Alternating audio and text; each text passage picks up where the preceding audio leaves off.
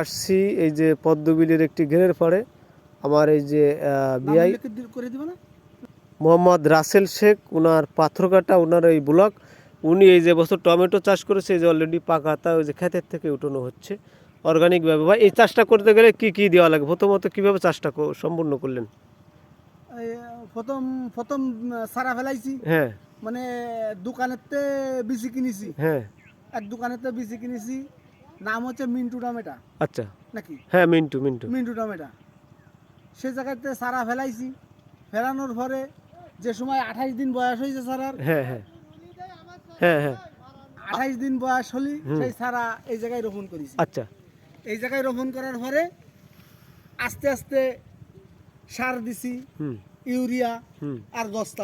প্রথম বোমর, হ্যাঁ, প্রথম বোমর, প্রথম বোমর ইউরিয়ার 10টা। হ্যাঁ, পরের বোমরে ইউরিয়া, হ্যাঁ, পটাশ, হ্যাঁ, ফসফেট, ফসফেট, থিওবিট, থিওবিট, জিপসার, জিপসাম। এইগুলা দিয়ে গুঁড়া বান্ধি, কুপায়ে গুঁড়া বান্ধিছি। আচ্ছা, আপনার গাছে তো মনে করে